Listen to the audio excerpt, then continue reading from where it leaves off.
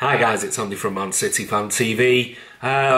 This is a Friday roundup. Obviously last night was the end of the transfer day deadline and we did that massive video yesterday. Go and have a look at it. It's all about the ins and outs over the season, right the way back from the summer. So we talk about most of the youngsters who have gone and where they've come from and where they're now at, and so yeah, it's definitely worth checking it out. It's a long video, but we go through, like I said, we go through every single player that City have actually purchased or have sold in the last sort of 6 months or so. But today, on the back of yesterday, there were a few other bits of business that did happen late last night after we'd done the video.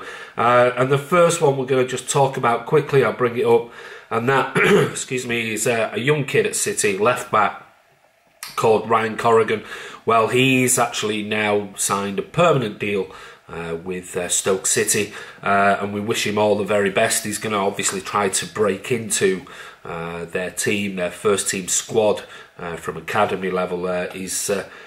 The kid is only 18 years of age. I think he's played a handful of games for the under-18s. Liverpool born, has represented the Republic of Ireland. So he's gone to add to the list of the video that we did yesterday, so we wish Ryan all the very best. The next bit of news, and this is one that's, we've not really spoken about a great deal in the past. I think we have mentioned him sometime in the summer, but this is a guy called Rueben Sobrino. Now, the backstory is we bought him back in 2015. Let me just double check, it was, 2015, from Ponferradina, and he's a Spanish centre forward. Not a young kid, he's 26 years of age, a former Real Madrid youth player, and what basically we did was we gave him we bought him for a nominal fee. Now, if I remember rightly, we let's just double check him here. Yes, we sent him on a loan to Alaves, and then we gave Alaves a cheap fee to sign permanently. That was 1.8 million. Pounds, when we could have potentially have got maybe 3 or 4 at the time, but what we did do is we inserted a clause into his contract that meant that City got a 20% fee, sell-on fee, for any future business. Now what's transpired is Alaves have sold him yesterday to Valencia for 4.5 million, which means City, because of that, gets another €1 million on top of the 1.8 million that we already got for him. So it's extra money into the club, and this guy, don't know much about him, I'll be honest with you. He's a centre forward, and he's now gone to Valencia. The next bit of rumour news is City, amongst many of the big clubs around Europe, are sniffing after somebody called Nicolo Zaniolo. He plays for Roma. I think he's played about 12 times already this season alongside Edin Dzeko and Alexander Kolarov. He's an Italian, allegedly a rising star, 19 years of age. He's been likened to Steven Gerrard. So that might be something to keep a close eye on. Now, Roma have offered this kid 1.5 million euros per season, but him and his agent have held back, and there's still no agreement on that particular contract. He's an attacking midfielder. He's looks a big, strong, strapping lad, and he's been, like I said, he's been compared to the likes of Frank Lampard, Steven Gerrard in there. But he's already made 5 appearances for Roma in the Champions League this season. So for a 19-year-old, that's good going. So we'll keep an eye on it.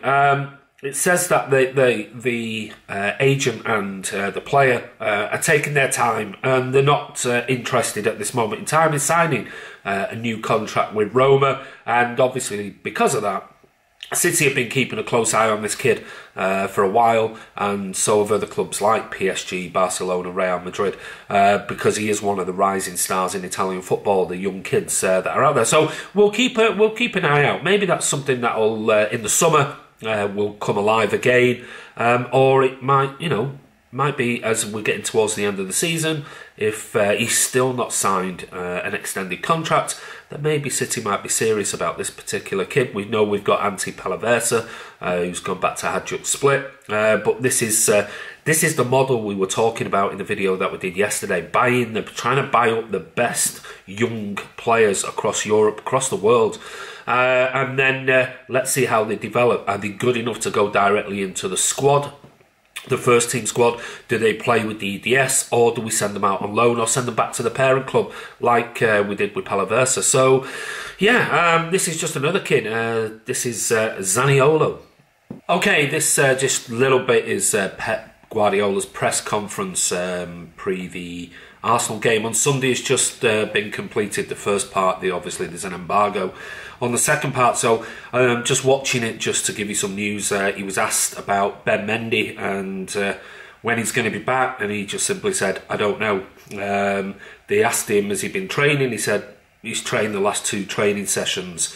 He was asked again later on about Ben Mendy. He says, I don't know. So wasn't committing anything to that. Kevin De Bruyne, he was asked by one journalist, how much are you missing his high level of performances? And he basically said that when the team play well, then individual players play better. It's that simple. Asked how important it is to get back on track, he said, yeah, very important. Next question was asked us about after the Liverpool draw against Leicester and Carl Walker's tweet. Somebody said it was sarcastic. He said, were you aware, and asked, were you aware and were you bothered, or are you bothered? He said, I'm not concerned about social media. I can't control it. He said, motivation. Also was then asked about, does this give motivation to the other team, being Liverpool? He said, motivation is for the other team. We have to motivate ourselves. It's nothing to do with us. He was then asked about any injuries to the current squad. He said, Vinny is out. Everybody else is training as per normal. He was asked about the defeat against Newcastle, and he said nothing's changed with our position. Where we are in the league, we are where we are, and we focus solely on our performance, our game. We analyse Tuesday night's game and the way we have to attack defensive structures, and said we've done it in the past and we'll do it again. Somebody else then turned around and says, is Vinny fit? And he just replied simply 2 words, no idea. And that was it. He was then said, you've lost 4 games. I think it was Jamie Jackson said, you've lost 4 games. Is this anything to do with the age of David Silva and Fernandinho? And he said, well, they were playing great basically a few months ago. So 3 months, is that suddenly going to change anything? He said, look, we've got lots of games and we just have to cope with it. He was then asked about the rearranged fixtures. Obviously Arsenal, and then there's going to be others coming up with the Everton game and the heavy schedule. And he said this situation is the same as it's been in the last 2 months. We have to challenge, play and play and play. He said it's about our mentality. He said, asked about the defeat again, he said many details lately. We haven't done well when we've lost these particular games, like the Newcastle game, but the players definitely know this. We spoke about it at half-time and after the game on Tuesday night. He was asked about Unai Emery and says also, is there any dangers in the team of Arsenal's? And he said Emery's done incredibly well in every job that he's been and wherever he's been. He said you look at the likes of Xhaka and Torreira, Lacazette, Aubameyang likes to run in behind.